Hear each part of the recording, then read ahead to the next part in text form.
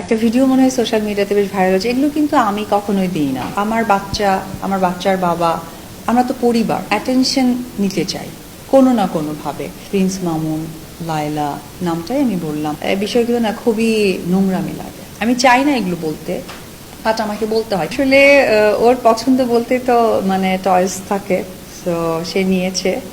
আর একটা ভিডিও মনে হয় সোশ্যাল মিডিয়াতে বেশ ভাইরাল হচ্ছে, এগুলো কিন্তু আমি কখনোই দিই না। এবং সোশ্যাল মিডিয়াতে আমি বেশ কিছু ভাইরাল মানুষদেরকে দেখি, যেমন প্রিন্স মামুন, লায়লা নামটাই আমি বললাম, তারপরে আমাদের বগুড়ার একজন আছেন হিরো আলম, তারা সোশ্যাল মিডিয়াতে অনেক ভালো অ্যাক্টিভ।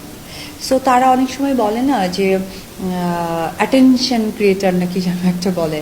সো এইরকম না হয় কি, এই মানুষগুলো না অ্যাটেনশন নিতে চায় কোনো না কোনোভাবে। আরে আমার বাচ্চার বাবা, আমরা তো পরিবার, এখানে তো ভেদাভেদের কিছু নাই, বা এটা তো নতুন করে উড়ে এসে কিছু না, বরঞ্চ আমি প্রতিষ্ঠিত একটা জায়গা, সেখানে হয়তো বা নতুনত্ব সৃষ্টি করেছে। ওয়ালটন আবারও মিলিনিয়ার অফারে ওয়ালটন ফ্রিজ কিনে আপনিও হয়ে যেতে পারেন মিলিয়নিয়ার।